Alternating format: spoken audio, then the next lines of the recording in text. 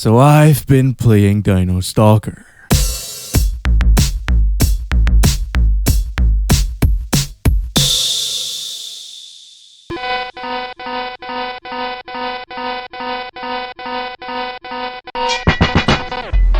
Hey, Harold, bro, I fucking swear, man, those Capcom dudes, they're crazy. Like, they totally had this really cool Resident Evil spin-off series about this badass Ginge chick called Regina, who fought, like, time-traveling dinosaurs and shit.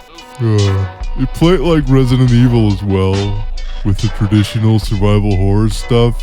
Only with like a bit more puzzles and high-speed chases, and then they made a second game where they did away with all of that and instead just made it this like hardcore big dick ass action game, man. Again with Regina running around like a fucking Terminator, blasting dinosaurs with her anti-tank rifle and like having like ass ghosting. Shit was awesome, man.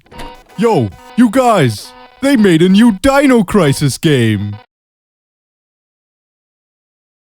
And so, the Great Depression started in imaginary 2002 reggae stoner land, as instead of Capcom bringing either vision of badassery to even higher levels, they made a spin-off sub-series cluster bang. Being that DINO STALKER isn't just a spin-off of Dino Crisis, a spin-off of Resident Evil, but also a spin-off of the RE Gun Survivor series. Also a spin-off of Resident Evil. And here I was thinking that Final Fantasy Crystal Chronicles The Crystal Bearers was a step too far down holy shit lane, but nah fam, Capcom got you. With a story about a World War II era pilot Pearl Harboring about the place, making some very questionable facial expressions. But then a time portal opens, teleporting him to the Dino Crisis 2 realm, where a communicative armband and a gun materialize on his person, and whoa, hey! It's a first-person view with a clusterfuck UI and a few dinosaurs for you to shoot at. The back of the box promises that you can decimate prehistory with an array of devastating weapons, rampaging enemy dinosaurs, and free roaming gameplay. And yeah, it doesn't quite deliver on that. I mean, there are enemy dinosaurs, I'll give him that, but they don't so much rampage as that they just kind of scuttle towards you a little, and the free roaming gameplay is stretched even further than the decimation what this game promised. Much like the game that came before it, no, not Dino Crisis 2, I meant Gun Survivor 2, it is very much mission-based. Each one of these missions has its own bone zone, time limit, and objective what you must complete while killing dinosaurs. They're all bookended by a wee cutscene as well as a brief save dinky, but there aren't any faux puzzles like looking for keycards or whatever this time around. No backtracking, getting stuck, or aimlessly running around. Instead, you just move forward at a brisk pace as each level is its own place. All of which already putting it leagues ahead of its predecessor. By which I mean Survivor 2, not Dino Crisis 2. That game was great. Now, a game like this obviously requires very thorough analysis, so let's go over the UI real quick. These four little dinkies resemble what your four main face buttons will do. X reloads your ammo as displayed by the bullets, square and circle let you alternate between normal gun and any manner of special weapon that you pick up from boxes, and triangle accesses the snipe mode, allowing you to blast dudes from afar, and of course vitality is health, timer is timer, and this wee radar thingy shows where the dinos are as opposed to you, which given the slow turning arc and the limited FOV is a welcome addition, I must say. Hell, they even go so far as to display the aggro dinos in yellow instead of white, so you know which dots to worry about. It's almost actual game design, which is made better by the fact that the controls are considerably improved over its two forebearers. The Survivor games, not the Dino Crises. Those played fine. Cause yeah, you don't turn or look around with the shoulder buttons like it's fucking Echo Field. As the left analog stick does the walk and look because tank controls. But You violently scream at your phone and or monitor. What do the right analog do? Well, very slowly and awkwardly sliding your reticle across the screen, of course. Oh, That sounds like shit. Yeah, it really does. Though luckily you're able to strafe with the shoulder buttons as well, which works well enough in tandem with the regular movement. All in all, it really ain't too bad given that you're only dealing with enemies on eye level. Even when they jump out from behind rocks or something, the camera tends to track them automatically, so it's not like I really needed the movable reticle all that much to begin with. It's just that whenever you do, like with the occasional flying guy, it becomes painfully obvious that this game was meant to be played with a gun con. Not that that really excuses anything, mind you. Like,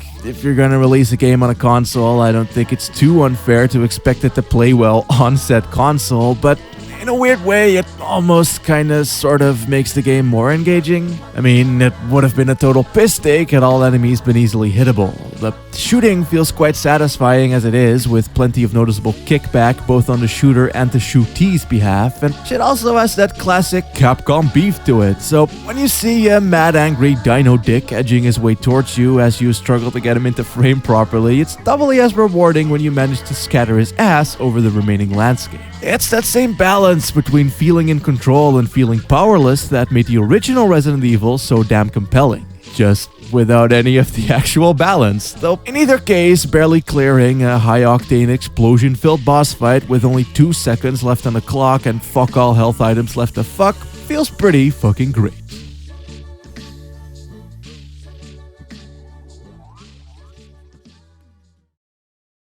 So, the game looks like a flaming pile of poop garbage. It's very clearly a lower effort project with voice acting and FMV compression that are bad even by Capcom standards. I don't think I've ever seen a game with aliasing this fucking bad. However, also perhaps maybe, it helps in bringing to life its jungle setting. Not visually per se, but in terms of how it affects the gameplay at least. Thing is that it makes good use of localized stereoscopic audio, and because of the thick fog, lush trees, and beefy bushes, the dinosaurs blend right into the aliased mess that is the environment. And so, I actually kind of felt like a poor boy being hopelessly haunted by predatory animals. Always frantically scanning the area, looking behind me like a paranoid and soiling myself. Which is a vibe that so far only the first Dino Crisis managed to get right, and even then it only did so in parts, and I can dig that. Hearing a boy off to the side and turning around only to see a bunch of scrubs and bugs was pretty cool. It isn't scary, don't misunderstand me, but at the very least it got me engaged into the otherwise simplistic gameplay.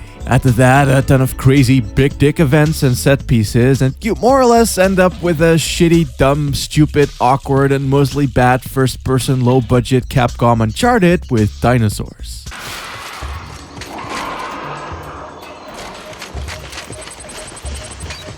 Also, it uses the exact same jungle sound effects that Metal Gear Solid 3 used. This information has no relevance to anything, but, I had to bring it up somewhere, man. One moment, you're shooting pterodactyls while falling from an airplane. The next sees you shooting at giant fuckosauruses with rocket launchers, and after that, you're caught in a high-speed boat race gunning down these long-necked dudes and exploring the lush Sahara Desert, but also cityscape. And that's just the first 40 minutes or so. To be fair, the game is only about an hour and a half long, but given that the first Gun Survivor was just RE1 in first person but bad, and that 2 consists out of a smorgasbord of mazes, reused Code V assets, and bad controls and shitty enemies, Dino Stalker looks like a work of fucking high art. And, like all manner of high arts, it has a deeper meaning. A story, if you will. About an uninteresting bad dialogue dispenser and some faceless radio person telling him to prevent a catastrophe, which must have something to do with the fact that it's raining classic cars and also Cyberspace whirlwind vortex of doom! The mute blonde girl from Dino Crisis 2 is also running around still, thus making this a direct canonical sequel, which is fucking hilarious. And overall, I guess it managed to provide the very bare minimum of, "Aye, what's going on round here?" to tie all of the tenuously impressive elements together. Yeah, that's about the nicest thing that I could say about it.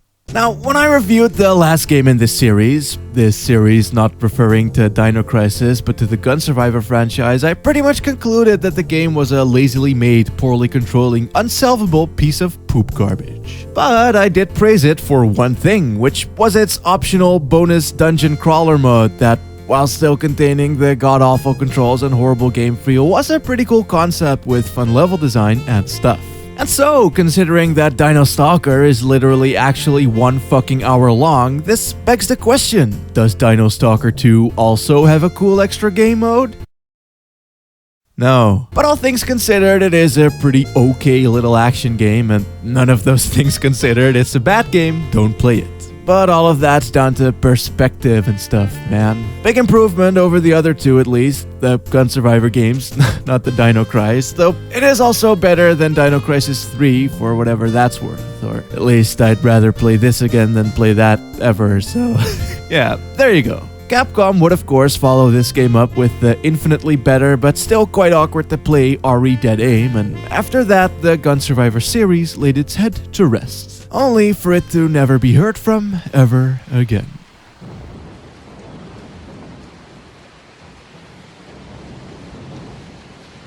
See, I started Thor with like a graveyard thing, and now I'm ending it with a graveyard thing.